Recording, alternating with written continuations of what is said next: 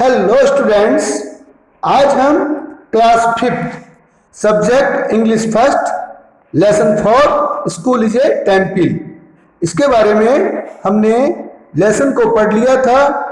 ये आपके सामने देखिए लेसन 4, और इसका ट्रांसलेशन भी हमने पहले वाले वीडियो में कर लिया था। अब अपने ग्लोसरी वर्ड्स पीडीएफ में करवा दिए थे।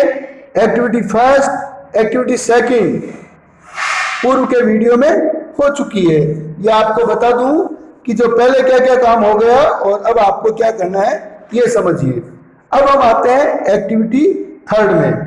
एक्टिविटी थर्ड का क्वेश्चन पहला देखिए आप। Listen to these words spoken by your teacher and speak them aloud. इसका अर्थ है अपने अध्यापक के द्वारा बोले गए इन शब्दों को सुनिए तथा इन्हें जोर से बोलिए। ये आपके सामने जो शब्द है इनको देखिए आप।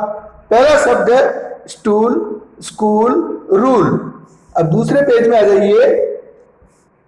दूसरे पेज में ये वर्ड देखिए आप। Look, put, cook, floor, door, for, right, bright और साइट। ये जो हमने इन शब्दों को रीड किया, पढ़ा ना। अब आप नीचे एक प्रश्न पूछ रहा है, did you notice every group of word has similar ending sound.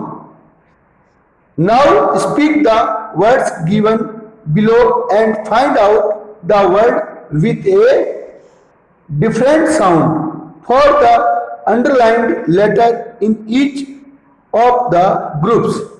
इसका अर्थ समझिए आप।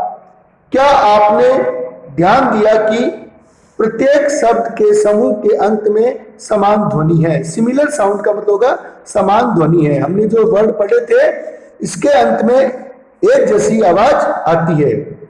अब प्रत्येक समूह के नीचे नाउ स्पीक द वर्ड्स, प्रत्येक समूह के नीचे दिए गए शब्दों को बोले तथा भिन्न ध्वनि वाले डिफरेंट जो साउंड है उनको रेखांकित अक्षरों के लिए जो नीचे अंडरलाइन की हुई है उनको तलाशे।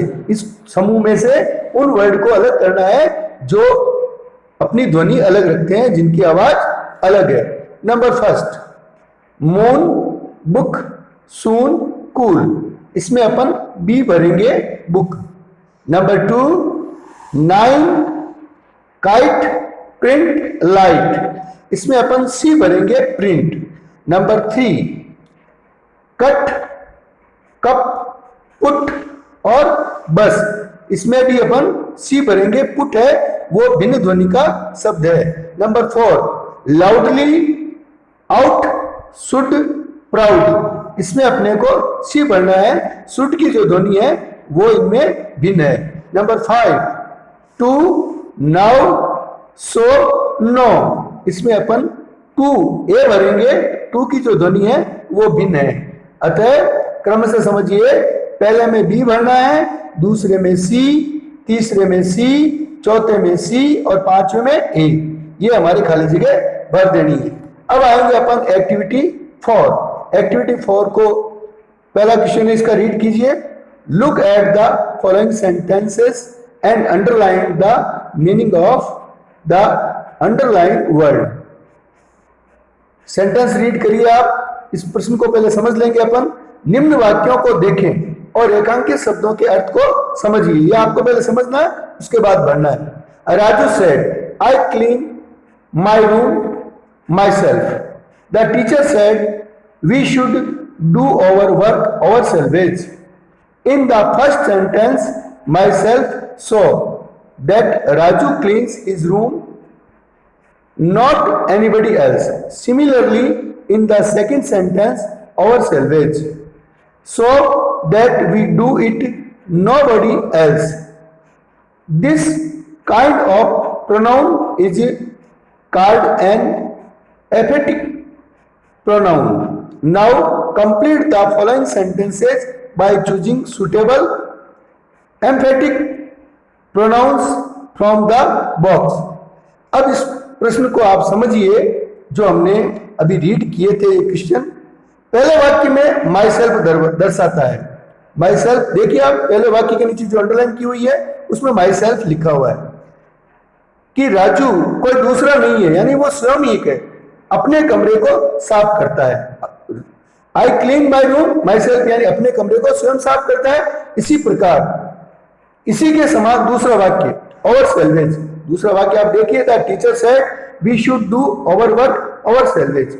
अवर सेल्वेज दर्शाता है उसमें कोई दूसरा नहीं है, हम वर्ड आता है, हम, हमारे द्वारा जो किया गया है, इसलिए उसमें कोई दूसरा शब्द नहीं है। इस प्रकार के सर्वनाम को दृढ़तावाचक शब्द आया है, एम्फेटिक प्रोनाउन सर्वनाम के नाम से पुकारा जाता है।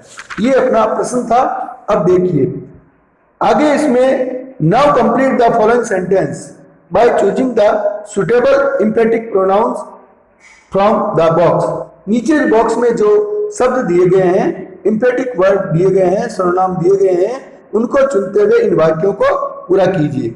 आगे के पेज में अपन चलते हैं और ये आपका आ गया आगे वाला पेज। अब इसमें देखिए आप, टीचर और मीना के बीच में जो बातचीत हो रही है उसमें इन वर्डों का यूज करना है, इन वर्ड्स का यूज करना है। देखिए आप, teacher, who completed your homework Meena. Meena बोल रही है sir I did it myself. Teacher, and who completed your brother's homework. Meena बोल रही है sir he completed it himself. Teacher, okay so you do your homework yourselves. Meena, yes sir we all do our homework ourselves. खाली जगह में जो बता रहा हूं वो शब्द भरते रहेंगे।